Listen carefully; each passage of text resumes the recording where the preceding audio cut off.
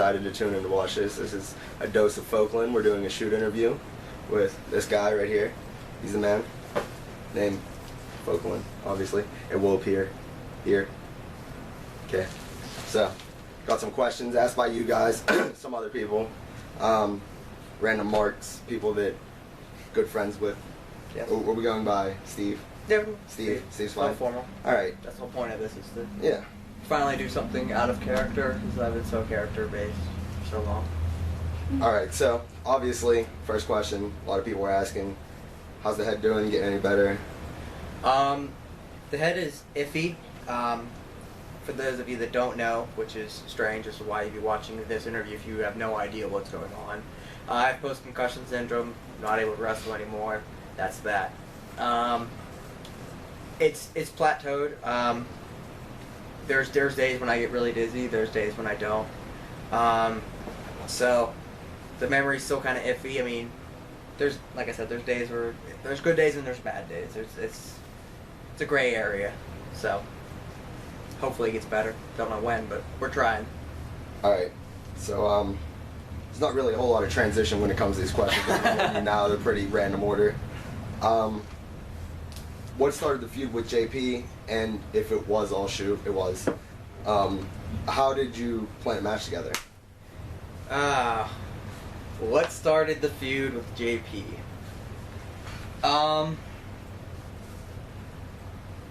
Jeez. If you don't know JP, and by the way, we're alright now, JP is the type of kid that likes to start things and start arguments for the sake of entertaining himself, and he'll admit that, which I guess we all do, like on the internet, but he'll like do it with his best friends and stuff like that. And that got to be pretty annoying. I know it happened with you sometimes and other people. But, so he started kind of doing that a lot, and that was kind of getting on my nerves. And then I was dating this girl named Chelsea, for those of you that don't know. And, long story short, girl gets in the middle of her, guy gets in the middle of a relationship, girl gets in the middle between two best friends. They butt heads. I heard a rumor that JP and Chelsea had been a thing when, you know, yeah, we were broken up, but we were still talking about getting back together, whatever. And I heard that they were still doing something. So I asked Chelsea if that was true or not, and she said yes. And I reacted by, I wanted to punch a wall. I used to punch walls when I was younger, when I was mad, which wasn't often, but when I did get mad, I'd punch a wall. I just fixed up all the holes in the wall, needed to punch a wall, so I did the next best thing, and I punched the picture of her and I, which is very symbolic, to prevent punching the wall, but I needed to get it out, and I ended up cutting my hand, and actually needing surgery because I severed a tendon, and then yeah, I had to pull out of a couple wrestling matches because of it. You know, I needed surgery. And JP posted on the message board that he was sorry for screwing up my hand, and I lost it. Like, he was taking pride in something that obviously caused me a lot of pain. And so that was the straw that broke the camel's back. So it wasn't necessarily the fact that, you know, Chelsea, but it was more or less the pride and the pain that I had. So, Right. And how did we plan? Well, I don't know if it's a known thing, but what you see is what you got with that match. The promo was the first time we spoke to one another face to face in a year plus. That was a crazy moment, though. I remember that. That was nuts. Yeah, that's, you know, I wanted it to be real, and so it came to that. I wanted everyone to know what was going on, because there was, like, we had maybe chatted on AIM once or twice to see if we were all right with this, and so we set this up, and I wanted, you know, everyone there to see it, and then so the next day, it was time for the match. I didn't want people to think, oh, these guys are friends now, they're all cool.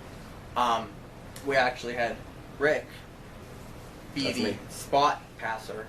I would talk to Rick, he would talk to JP, Rick talked to JP, and vice versa. So you were kind of part of that match, and all the people know that. A little bit. Even if before the match, I remember it was him and me behind the thing, and I was looking at you going over the spots while he was right there, because I wanted it to feel real. Like, I didn't want, like I said, I didn't want it to be like, oh, we're friends now. No, what you see is what you got. The hits were real, and That's it. See, this is something a lot of people probably don't get from that match or take away from it, but I remember at the time a lot of people were talking about how scared they were during the match and everything like that.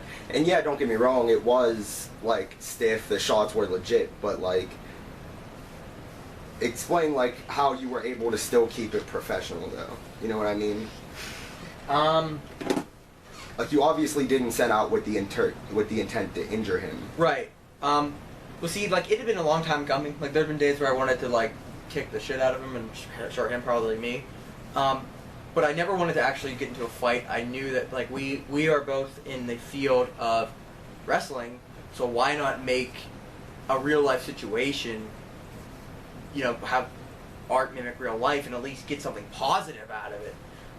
So that was always my intention was, okay, I want to hit this kid really hard, but at least I want people to enjoy this and get entertained by this rather than just beat the crap out of someone. When it comes to being professional, you know, I went out there with a job to do, and that was to entertain everyone and tell a story. And, you know, there was, you know, I didn't have, you know, I wasn't in the moment of like I was when I punched the picture frame. Like it was, you know, it had been a year, and we knew what we were doing. We had a match to do. So, what it is. All right. That was personally one of my favorite matches that I ever got to book, so that was awesome. You guys did a really good job with that. Let's take it back a little bit. What made you change your name from Sean Phoenix? Good question. Thanks. I came up with it. This one doesn't have a really elaborate story. It's just I wrestled as Sean Phoenix in 2007-ish. I mean, like 2003, 2007. And I wanted to go pro. I wanted to use that name in pro. And I didn't realize that, you know, it probably wasn't a good thing to do both, yard and pro. Yeah. ETW just closed, or SCAW rather, which was my home fed with JP, Dom, and Josh. Like that had just, you know, folded, and you had just acquired the base. We just met. And I figured, okay, well, I want to change my name. Now's a good time to do it. Start a new character. Use the name Focalin. I wanted a one-word name, just something different. Focalin is the name of my medication, so I wanted something that sounded cool, but nobody knew what it was, so that's that. What inspired the Focalin characters over time?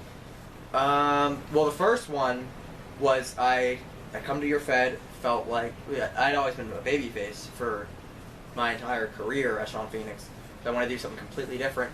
I turned heel, and I was playing the like I'm better than this. I've been to this place and this place. And now I'm wrestling in the woods. I didn't wear my tights anymore. I wore jean shorts because I didn't want to ruin my legacy. I was just basically, at that point, like I decided to be a loudmouth kid. I don't really know why I started the faction, the CTK angle. That was We'll get to that. Yeah. So, but I mean, that's what motivated that character. And then the CTK angle, and then they broke up. And then I wanted to do a depressed character, which I'll touch on. I'm sure that's in the questions on the angle. So I was doing a depressed loner. Then after that, I did the pretty boy gimmick with Stacy. That was kind of supposed to be a bit of a face turn for a minute. That was, yeah. I don't know why we went heel. I really don't. It was because of the Penn Hills kids. You guys wanted to work heel in that. That's match. what it was. We never snapped out of it. Yeah. Gotcha. And then after that was, you know, just kind of, I did eventually go face. Yeah. And that was just, you know, I was in the dying days of SWC, I almost said SWW. That was just kind of, you know, just kind of floundering around there for a bit. And then I decided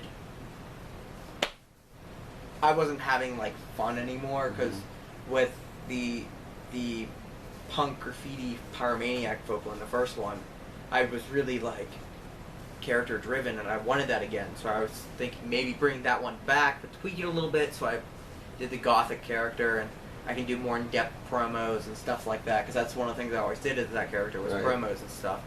So just wanted to do something different but familiar, basically, you could say, with that one. Okay, from start to the end, what was your goal as a backyard wrestler? In the beginning, on the trampoline, I just wanted to do it to have fun. Then I got watching some videos on wrestling figs of Evan Extreme, Andrew Hatred, the Chad, Zane, KKK. They were all big on WrestleFix, and I was shocked at how good they were. And mainly, Evan Extreme really caught my attention. Zane and Chad didn't really post too much. They actually annoyed me back then. Zane was the biggest troll. Evan Extreme was always the one that I wanted to be like. They had the first base. They were, what was the Fed? No one will blame you. It's okay. Yeah, I don't remember the name of the Fed. It was in Massachusetts. I'm sure Jerry Tornado remembers. They were the first Fed that I saw with a base. VXW is what they were. And I was like, wow, that's awesome. I want to be like these guys. So at that point, I just wanted to be like them. Then I saw an XWA video, and I was blown away with how many I thought were fans. But it turns out they were all wrestlers. How many fans they had, and how good everyone was. It wasn't just one guy like it was in VXW. It was Evan Extreme. Or with Andrew Hatred, everyone was good, and I was like, I want to wrestle with these guys. Never thought it'd be a reality. I'd watch the videos over and over again. I was so amazed. It got to the point where I'd remember the songs in the music videos, and had watched them so many times that I would like hum them in school, walking from class to class. Yeah, I'm pretty sure we've all been there. And then like a year later, I'm with them, which was a dream come true, which is really weird to say and really lame, but I never thought it was possible. So at that point, I just wanted to, keep getting better was my goal. And once I was done with ESW, once ESW closed, I just wanted to kind of help out the younger kids, because once I came back, not a lot of people knew much. I mean, there was only a handful of guys that really knew how to work a match and stuff like that. Not that I know how. It's just, any knowledge that I had, I wanted to pass on and learn from them. So, always wanted to get better, I guess, was basically the main gist of it. Kind of touched on this already. I'm sure there's a few other people. Who or what was your biggest inspiration? Evan Extreme, like I said, all the WrestleFix kids. KKK was the first person I talked to on, it was more or less like, this guy is actually in the video.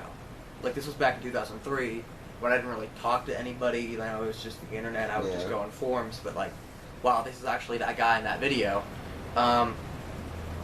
So, basically, those two, and then everyone in XWA Resurrection, everyone, even the worst people in that video, they were doing something that I wanted to do, so I admired them. So, pretty much everyone in ESW and on the link was an inspiration to me. But, the Anarchy Andes, the Dave Maynards, the Tommy Flambeaus, the Mithrils, they all stood out. But everyone inspired me in one way or another. What about anyone pro-wise? Pro? Love Raven. Raven's inspired me with his promos. The way he can break everything down and tell such a great story and make everything personal. CM Punk, obviously. That's pretty much what I can think of. Let's see here. If you could have one more match, who would you want it to be with? That's a tough one. Because I know everyone is thinking, he better say my name. Wow. One more match. Doesn't have to be a singles. This is true. I don't know. That's so hard. Obviously, I would love a rematch with everyone I ever wrestled, and a match with people I didn't get to wrestle. Then there's the nostalgia aspect of it. I started with Dom, so I'd like to end it with Dom. And then there's you, where, you're a big part of my career and stuff like that. And then there's the dream matches like Andy. I don't know.